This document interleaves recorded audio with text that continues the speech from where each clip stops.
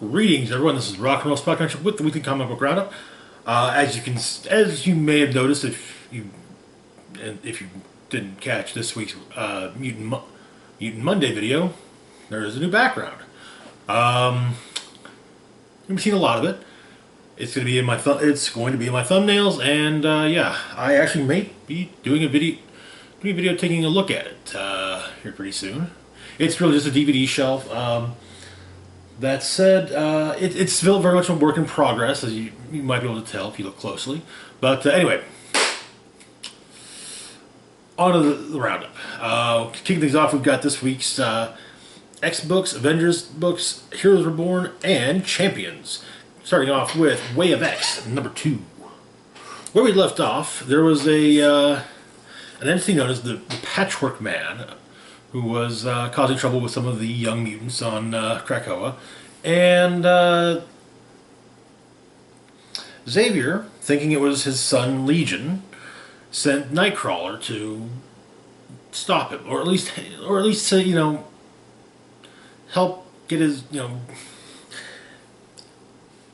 stop him from causing harm to the younger mutants, and potentially also help Legion to avoid doing that. All while Kurt is on a journey of self-discovery. He was initially approached to kill the depowered mutant in the Crucible. Magneto ended up taking the place of... Magneto ended up killing said mutant. But yeah. So, the issue begins at the grave of Blindfold, and Legion's astral form is present talking with Nightcrawler. In fact, he goes into Nightcrawler's brain, or mind, discovering that his mindscape is actually like an old pirate movie, which surprises Legion to no end. Legion expected, church pews, stained glass, but there's apparently something hidden in his mind.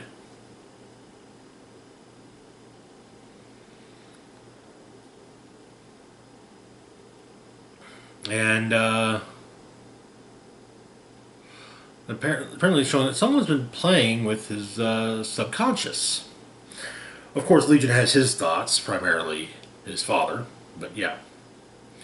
But he also apparently left some coordinates with Nightcrawler, because he's about something bad. Legion's about to cause something bad to happen.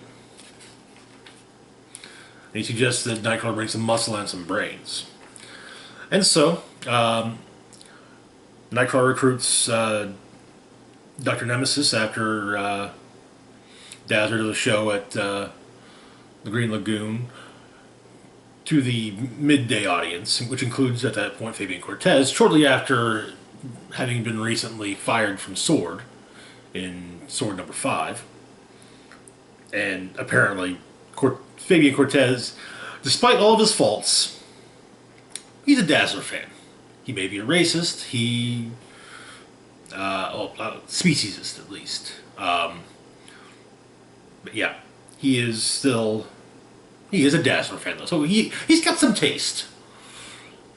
Well, okay, he has taste for the finer things in life too. But yes, well, he has taste in music as well, it seems. Dr. Nemesis, not a fan of the Dazzlers, but yeah, Nightcrawler recruits him.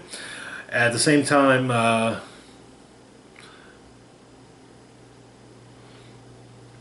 the mutant the depowered mutant that Nightcrawler that wanted to be killed by Nightcrawler in the Crucible comes to the Green Lagoon, and well, Cortez says some unkind words, and well, yeah, that whole thing where he just invert people's equilibrium. But Nightcrawler also recruits Pixie, who is discussing attending the Hellfire Gala with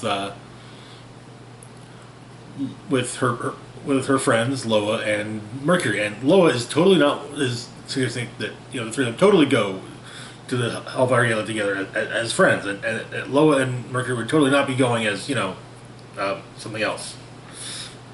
But they arrive in Saudi Arabia at an Orcus facility. Turns out that Orcus found Legion's body,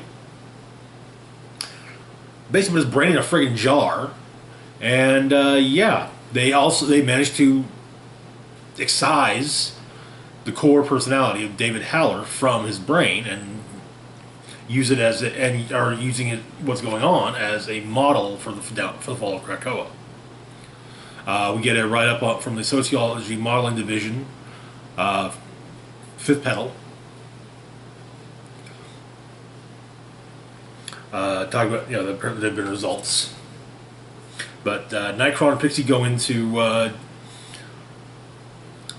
Legion's mind and attempt to subdue the various personalities, but they find something else is loose on the loose in there. An invasive exotic. But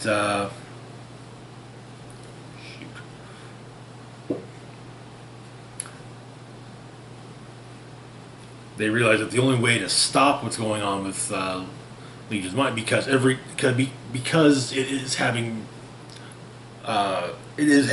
problems in the real world, evidenced by the fact that the Orcus facility is rather blown out, and it's just because of what's going on in Legion's mind.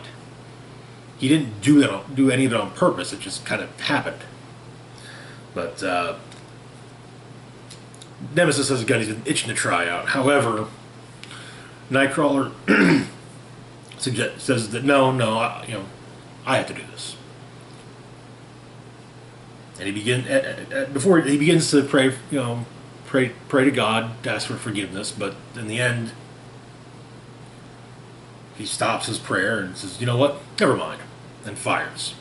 We then get another excerpt from the book.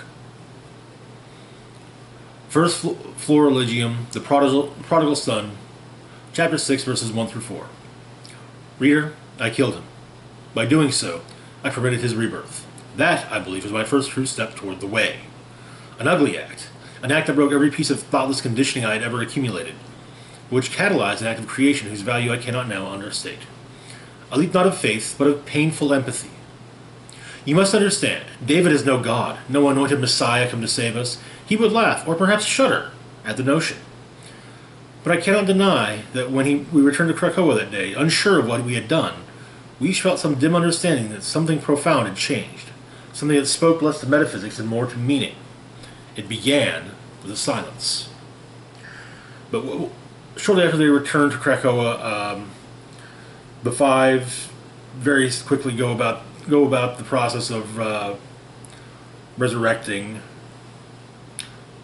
David. Xavier and Magneto arrive shortly thereafter, and Xavier flat out refuses to use Cerebro to install David's consciousness into the new body, not until he's sure it's safe. However, since David is, David's mind was destroyed, his astral was. With his mind separated from it, he was simply a psychic being for a moment, and so he was able to install himself into the new body as is. He apparently thinks his father looks like a crap astronaut. Magneto invites him to join a project he has that will be world shaking. However, he doesn't trust him. Or Xavier. He somewhat trusts Xavier, or Nightcrawler, because Nightcrawler, his head's full of questions, but he's not pretending he's got the answers. And that's something that David trusts. And,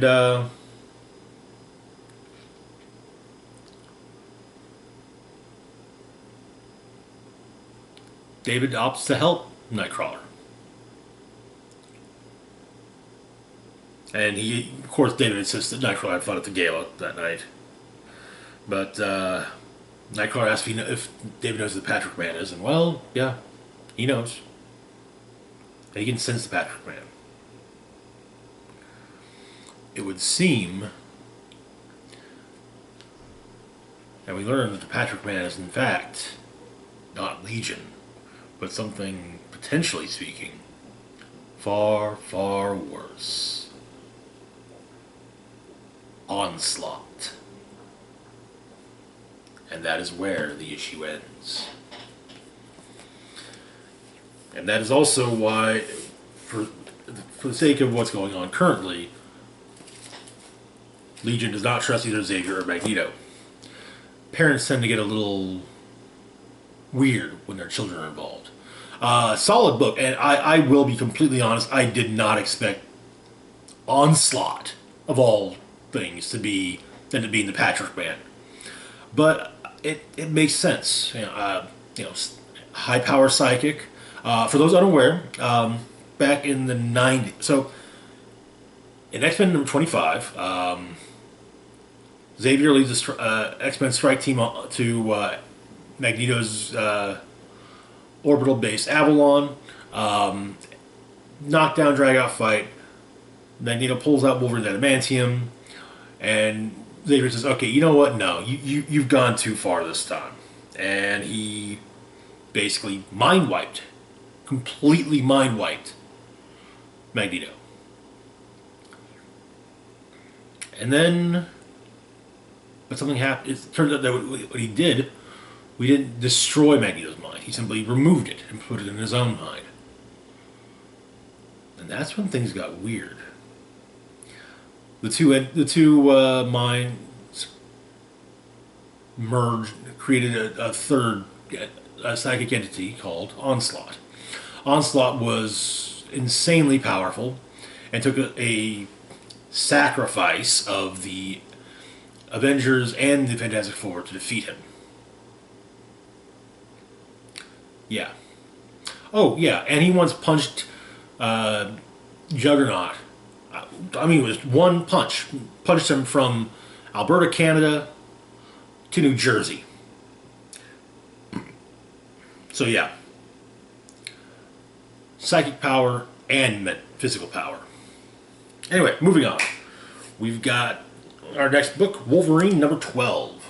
Where we left off, Wolverine's French vampire hunting ally Louise revealed that she was beginning the turning process. As she hadn't killed anyone as of yet, she was still that gray area between human and vampire. She's had the thirst, but not, but she was not as, but yeah.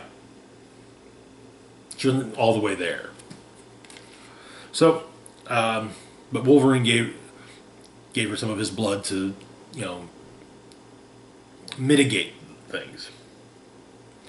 But one of the other members of her order appears, completely turned, and attacks them. Knocks Logan off a building. Logan breaks off of one of the crosses or knocks him off of Notre Dame. He breaks one of the crosses off the building and impales the father on it. We got a scientist working on trying to make Wolverine's blood viable for a more permanent version of a means of permanent use. But Omega Red comes to him and basically kind of says, "Hey, look, you're working on the wrong side here. I know you're afraid of Dracula, but maybe there are other things Dracula's going to kill you when you're done. Maybe there's a way you can survive and you can save your students." But Wolverine takes Louise to Krakoa, Forge arms her up, and then Sage and Beast summon them to the point where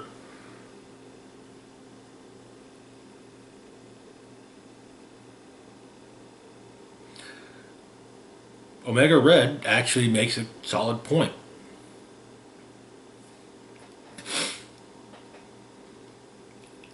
He actually does want that new, that new beginning that Krakoa, the promise of Krakoa, basically. explains that, the Vampire Nation wants Wolverine, so why not give them what they want?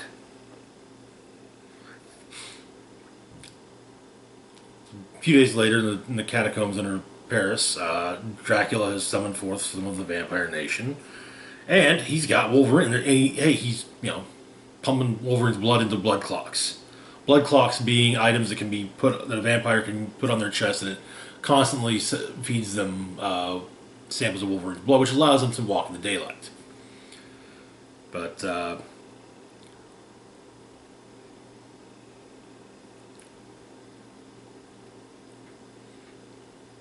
vampires are given the new blood clocks, but something's wrong with them. Turns out, the Five laced Wolverine's blood cells with basically took a Wolverine husk and made some modifications to its red blood cells. Blood is thick with photonic cells derived from plankton that produce their own luminescence. So they basically turn Wolverine into a dirty bomb. Wolverine and Louise show up. Dracula kills the vampire, and they wade through some of the French vampires as Dracula escapes. Later, Wolverine takes Louise to the kingdom of Seboleth in the realm of Otherworld, which is basically a realm of vampires. She's presented there, it's kind of, hey, these are different vampires. These aren't, like the ones we have. And it looks like they want to get, they feel what Dracula's doing on Earth is a perversion of what they're doing. I have to wonder if this is going to tie in at all with recent events in Avengers, but we'll see. Also, it does appear that the horseman Death, having been left there during Ten of Swords, after being defeated by Storm, is an ally of the kingdom of Seboleth now. And states that if Wolverine and Louise are seeking an ally in Death, they've come to the right place. And that is where the issue ends.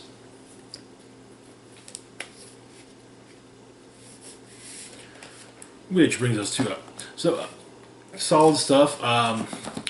The vampire arc has actually been an interesting one for Wolverine. It makes sense that Wolverine would eventually,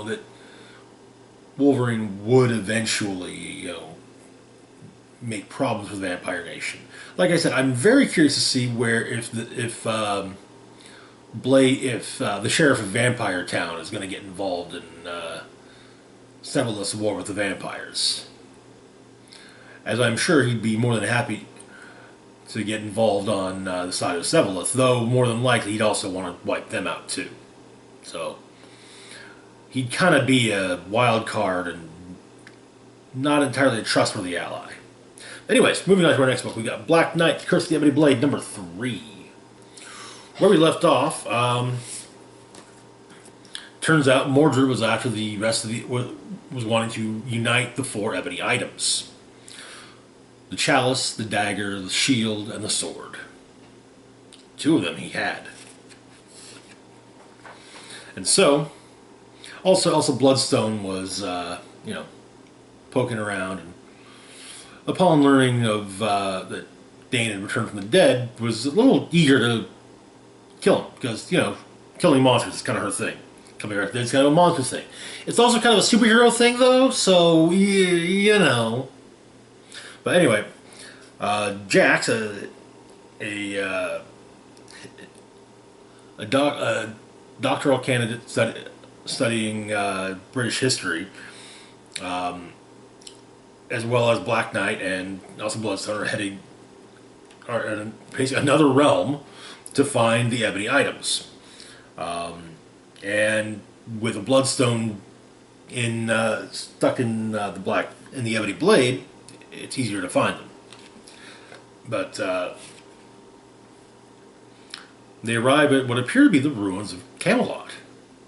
As they do so, Black Knight's steed is killed by of course, Mordred, who sends his Red Cap ally against Elsa Bloodstone. Elsa, oh, bless her heart, she wants that Red Cap's head on her wall. But Mordred and Black Knight get into a fight. Jax is shown more of of Camelot's true history by one of the by a mystical by a mystical encounter. This one being the day that Thor arrived at Camelot and met Sir Percy.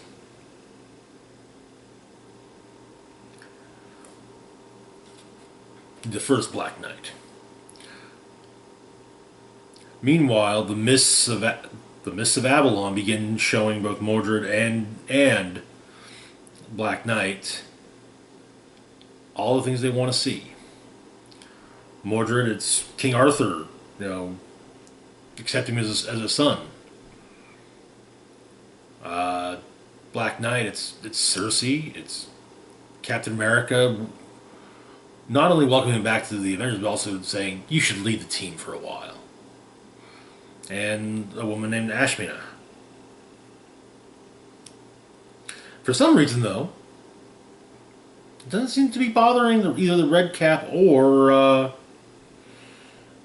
Elsa, though. But Sir Percy's fight with Thor, yeah, Thor knocked the hell out of Percy, making him stronger. And finally, as he got strong, when he was strong enough, he laid Thor out, and then went to work on killing the Viking horde that Thor brought with him. Merlin had the bird that's talking with Jax soothe the memory of Thor, scavenge his memories.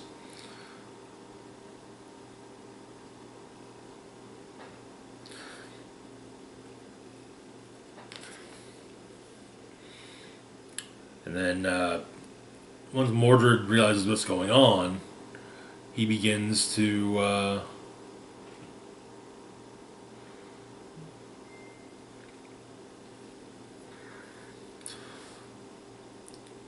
he realizes the truth, but Black Knight is still in the thrall of the mists, and so with one bullet left, Elsa decides to save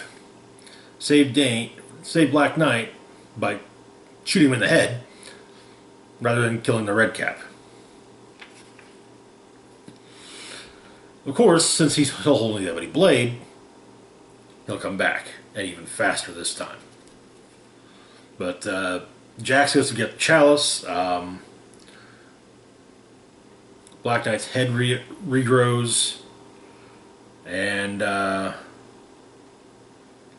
he cuts loose. But yeah, the Red Cap teleports himself and Mordred elsewhere,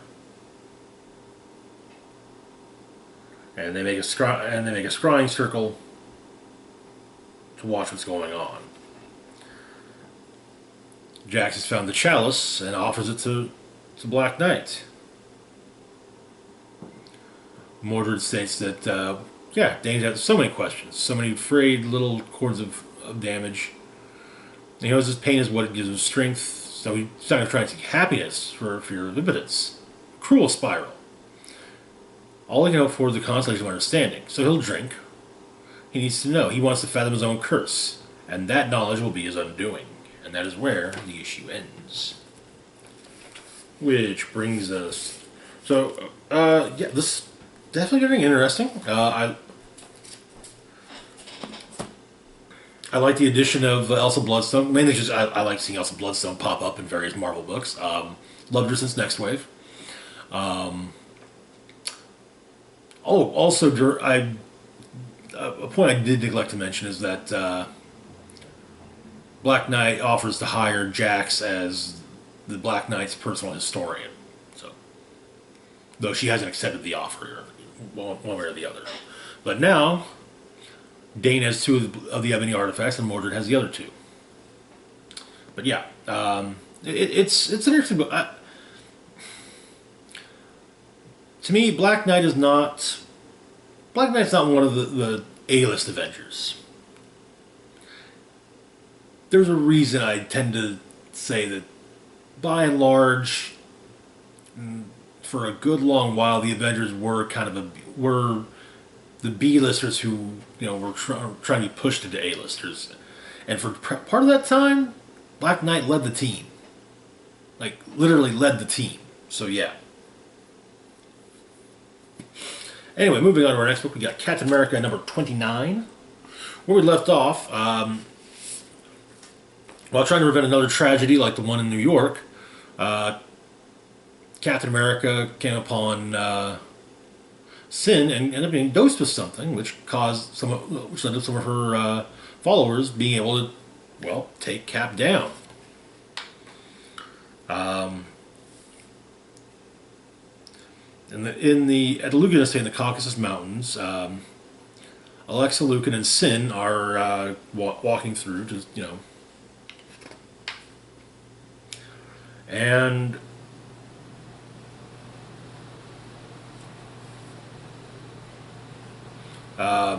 Alexa summons some demons to test for her. Sin manages to kill the demons.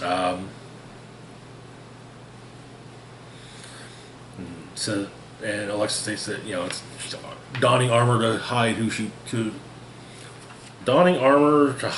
truly is. Sister Superior. We get a brief flashback sequence to her time as Sister Superior. But Sin is able to channel her powers again. That was the entire point of their walk. They continue on they continue. But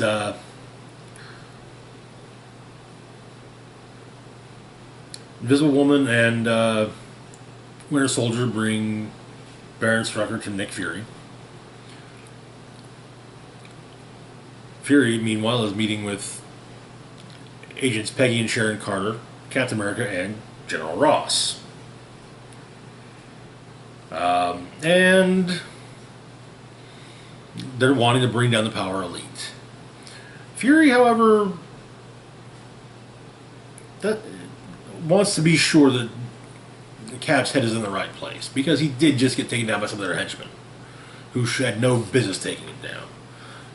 And Cap says, "Yeah, you know what? This is his pride talking. Explaining the Lucans got to us while we were weak, and then they turned that weakness into a business plan: private prisons, Rust Belt renovation, security at the border, faith-based renewal. All of it funded by shitty government contracts, which means it was funded by Americans, and Cap's one of them. So yes, he's taking it personally, and yes, it's about his pride. His pride as an American." And he then says that makes it about Fury's pride too. And so,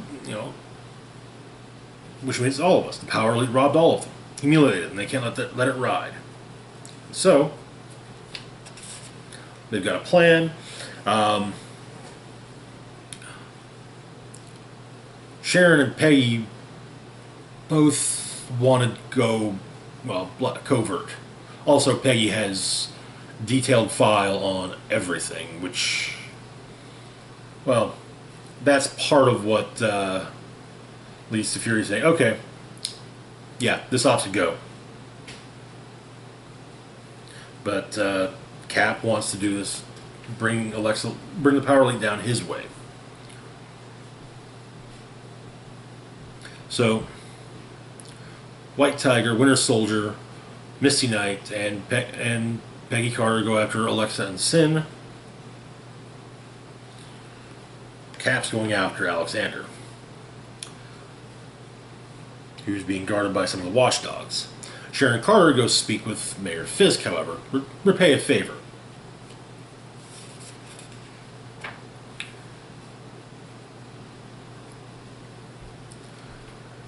After all, Alexa Lucan did kind of threaten the Mayor Fisk's life.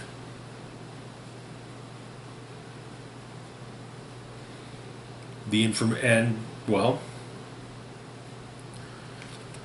Sharon gives Fisk a the general itinerary for next week, as well as a readout on Alexa Lucan's security attachment. Fisk makes a call and states that we should make our move now.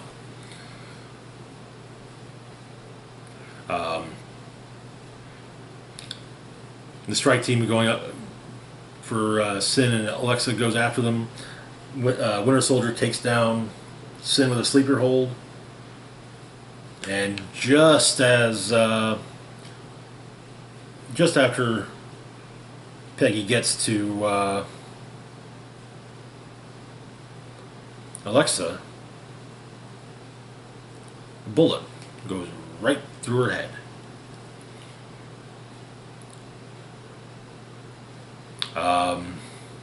Sin lets loose some of her powers again, goes to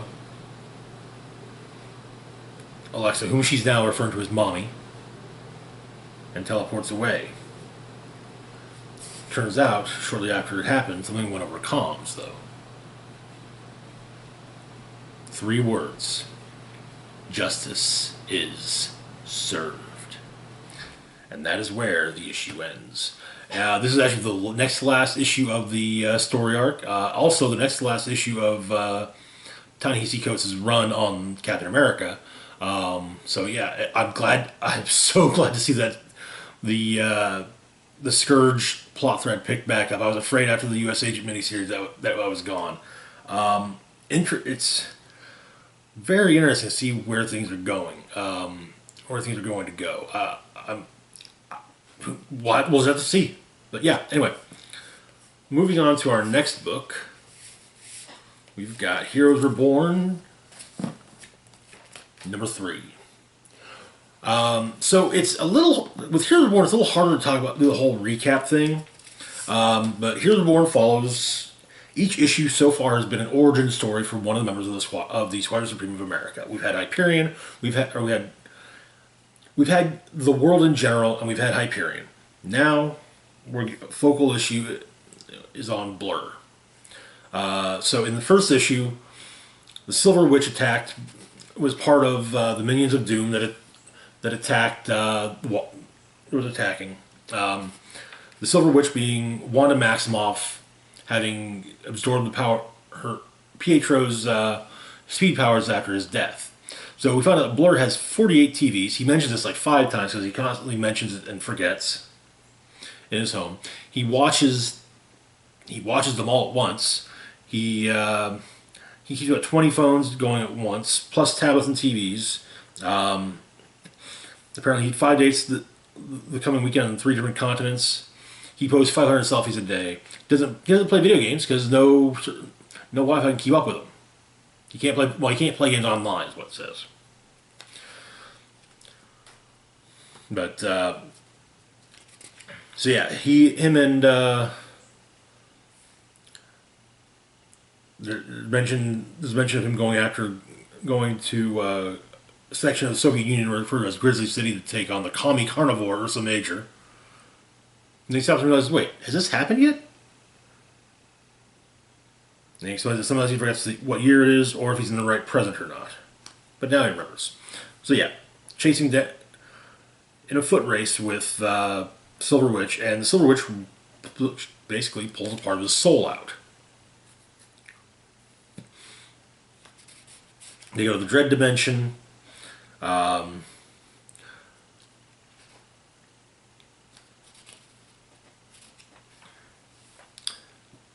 Blur does some time traveling to run into things, including the time he raced through hell with the Ghost Runner, Johnny Blaze.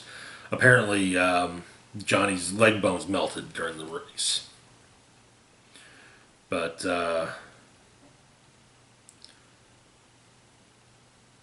Silver Witch ends up taking away his speed, though. No more speed.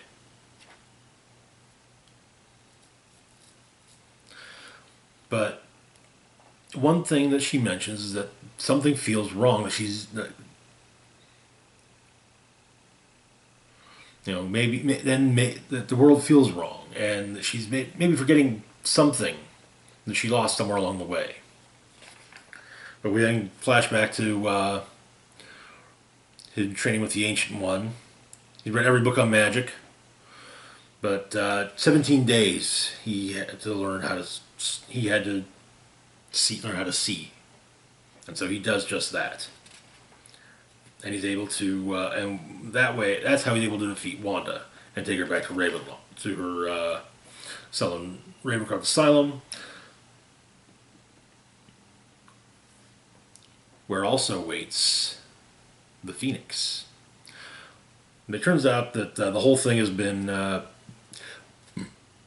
issue. The A story ends with Blur beginning a race with excuse me, Eternity. Our backup story focuses on the Phoenix in Ravencroft.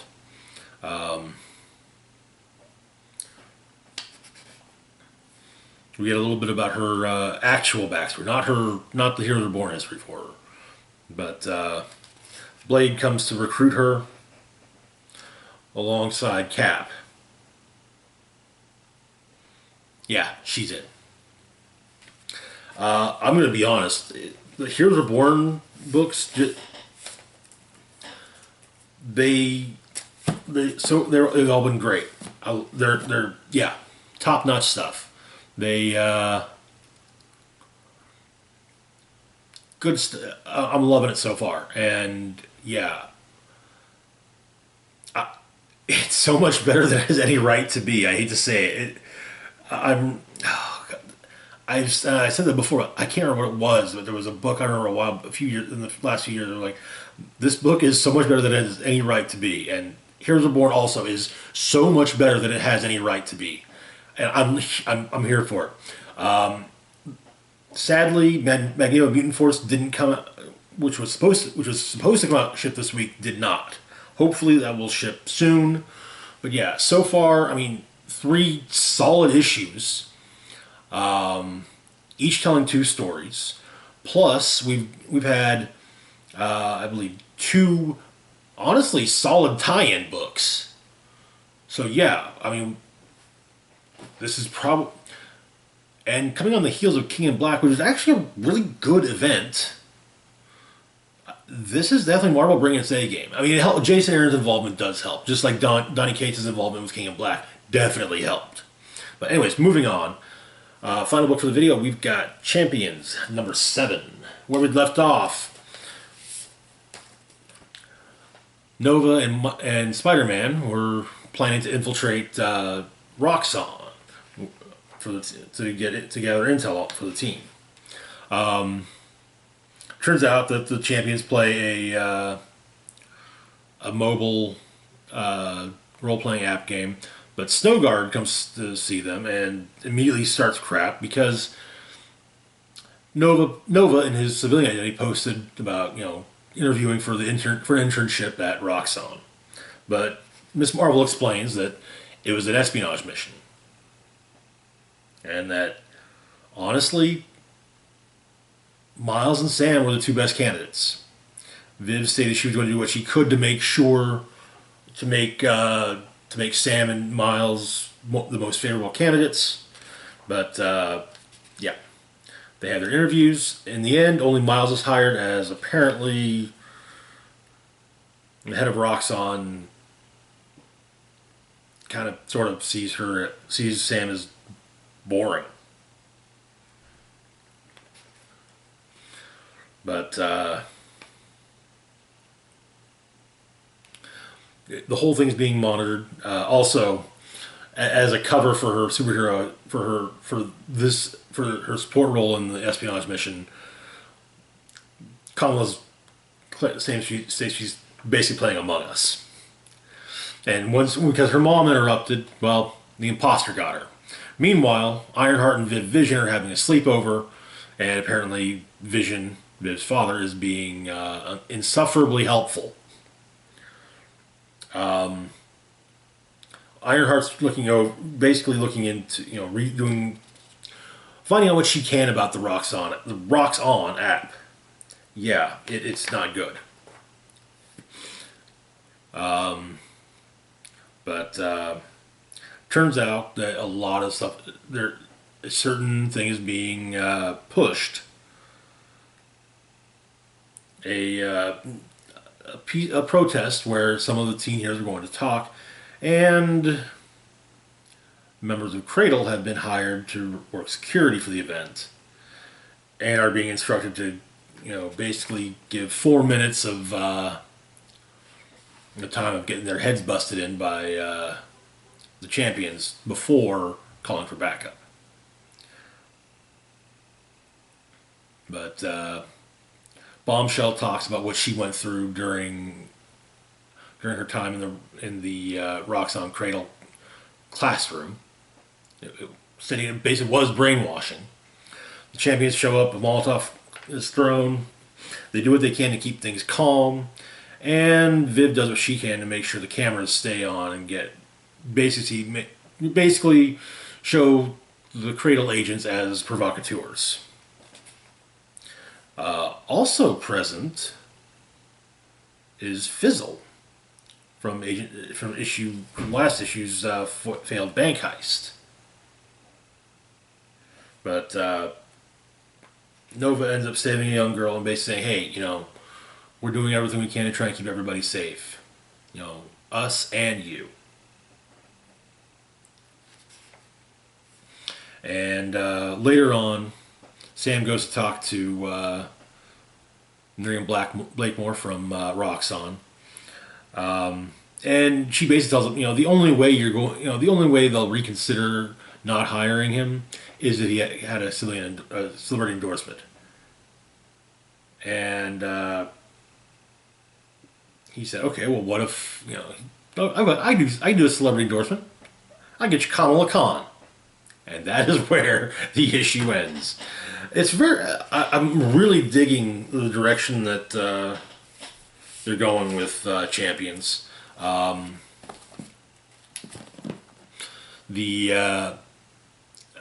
especially like that idea of, let's just say, portraying the Cradle agents in the manner they are portrayed was a very nice touch. Bravo, guys. Anyway, yeah, solid book. I still say the best two of the week were from this batch. This was actually really hard. This was probably the hardest I've had to pick one of the hardest times I've had to pick a couple books with a thumbnail in a while. But because Way of X was great, Heroes Reborn was great. That's why they're in the thumbnail. Wolverine was good. Black Knight was good. Cap was good. Everything was really good. So yeah. Anyway, that's all for now. As always, feel free to like, share, and subscribe. Links to my Facebook, Twitter, Patreon, and PayPal account in the description box down below. This is Rock and Roll Spock signing off, saying live long and rock hard.